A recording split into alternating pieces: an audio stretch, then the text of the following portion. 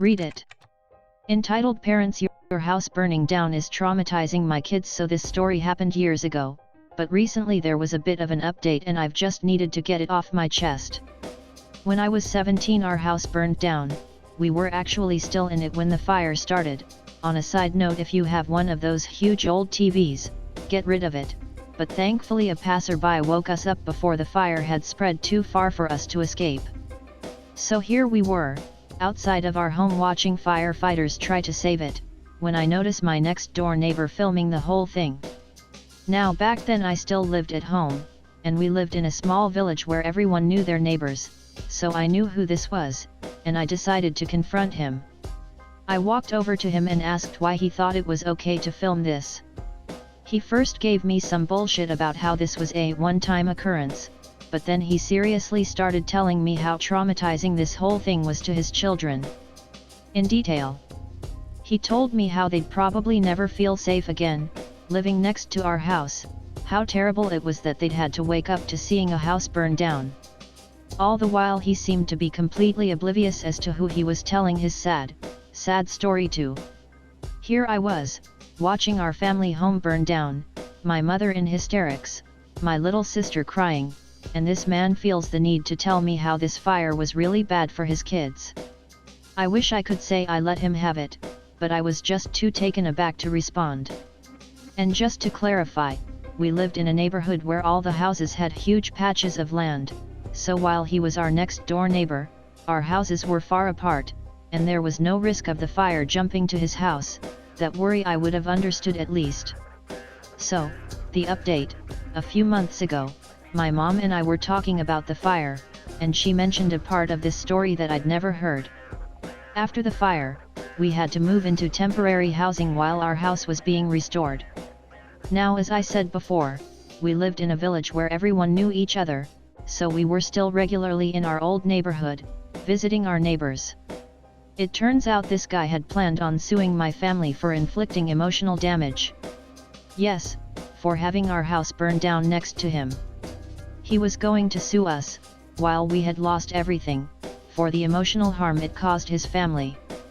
Now the backlash from the other neighbors against this idea was apparently enough to get him to reconsider, but I really wish I'd heard about this plan of his back then, because I would have loved to have confronted him again. Edit. Just some extra detail. This was years ago, in 2006, so this guy wasn't filming on his phone, he was filming it on an actual camera. Which to me is even worse, because it means he had to have seen the fire, then decide to go get his camera to film it. This didn't happen in the US, and where I live, people suing each other is just incredibly rare. Maybe it is in the US as well, but the TV always makes it seem more common there. So that made this whole thing even more insane to me. I did speak to him after the fire, but not after finding out about the lawsuit threat, and not only did he never say anything like sorry for your loss, he managed to complain some more about the construction on our own, to rebuild it. My parents found out that I have money, wants me to give it all to them. I made this account just to post this cause they won't stop bugging me. Backstory: so my parents disowned me for being an atheist. My family is very religious, they will look at you like trash if you say you don't believe in a god. They kicked me out and didn't supported me through college, my last year of college, and I haven't spoken to them for almost 3 years now. Just a few weeks ago I got word from my cousin that my little sister got hospitalized due to dengue, so I went to visit her when she was about to be discharged. When I got there it was just my sister in the room. I asked where my parents were and she said that they were trying to raise funds for the hospital bill. Turns out my parents' medical insurance didn't cover most of the hospital bill and left a large out-of-pocket, around 26,000 Philippine pesos. If there are any Filipinos out there, you know, is this a large amount already? Fortunately I was able to save up a lot of the past year. So I went ahead and paid for it. When my parents came back I told them it's already been paid for and that we're just waiting for the discharge orders. The first questions they ask is why was I there and where did I got the money from. I explained our cousin told me what happened and that I was saving money for my little sister's college. They didn't even thank me, and the next question they asked is how much money I have saved. I didn't give them the amount, but they insisted I should give it to them since my sister is living with them. I told them no and that I will give it to my sister personally once she enters college. It's her last year of high school. That wasn't good enough for them. They keep saying they need the money but won't even specify what the money would be for. I still didn't budge. A week passed and they still don't stop bugging me, calling me ungrateful to them as my parents, so on and so forth, even asking my girlfriend to have her talk to me about giving them the money. Edit, okay. Wow. I really didn't thought this would get much attention. I really just want to vent off some steam by sharing this. Thanks for the advices. Reddit Silver, Gold, and Platinum entitled Mom tells my husband not to order for me or for me to use sign language. Here's a little history of me so this makes more sense. I'm nonverbal due to an injury and communicate exclusively via writing and sign language, unless I want to feel like I'm pouring half-molten nails down my throat. DH, my husband. M, entitled Mother. PK, poor kid. I love eating at restaurants. Denny's, Applebee's, little family-owned Mexican and Chinese places, etc. With that means I gotta get my food, which my husband typically orders for me to avoid me playing a game of charades with the waiter/waitress. We were eating out and apparently this was wrong. So we were getting our food and this little kid near us, maybe 8 or 9, was watching us since the restaurant was fairly empty. Right after the server leaves, the kid can audibly be heard speaking with his mother, a woman probably in her mid to late 40s. PK, Mommy. What about her? M, she wasn't paying attention, I'd assume. What was that? PK. PK, he ordered for both of them. M, he what? PK, the girl didn't talk to him. M, that's not right, let's go see if there's a reason. PK. At this point she takes a few steps over towards us, PK in tow. M, hi you two. DH, hello? M, who is this?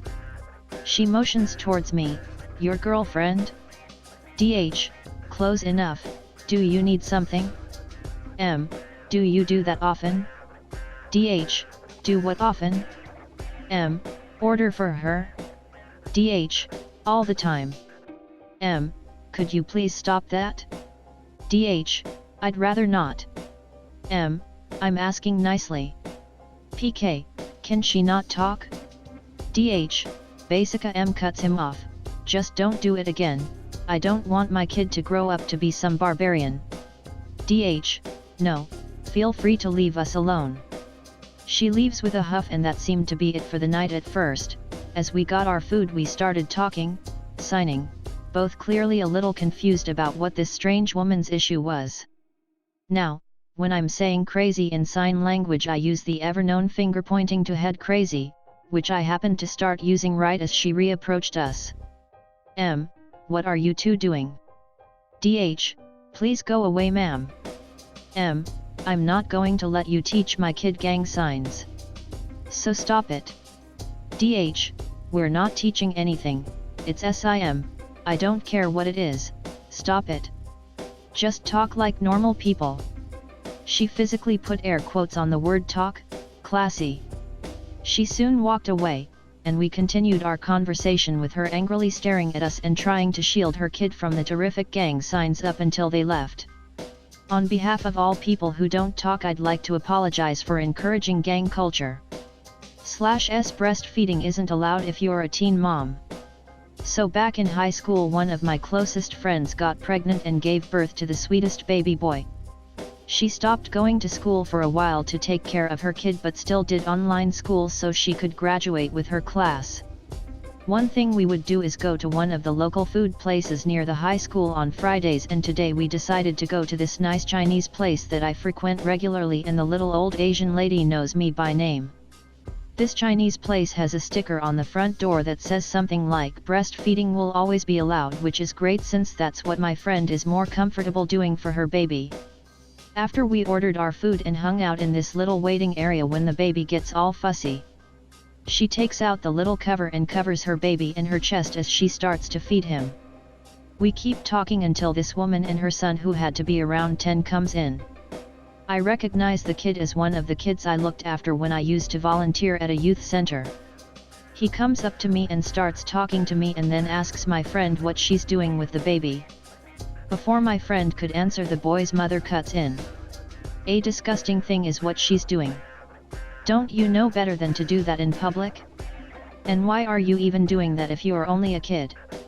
My friend has an attitude sometimes, so I try to jump in before she would start to throw things. It's not illegal. And MRSL is fine with it. She has a sticker on the door.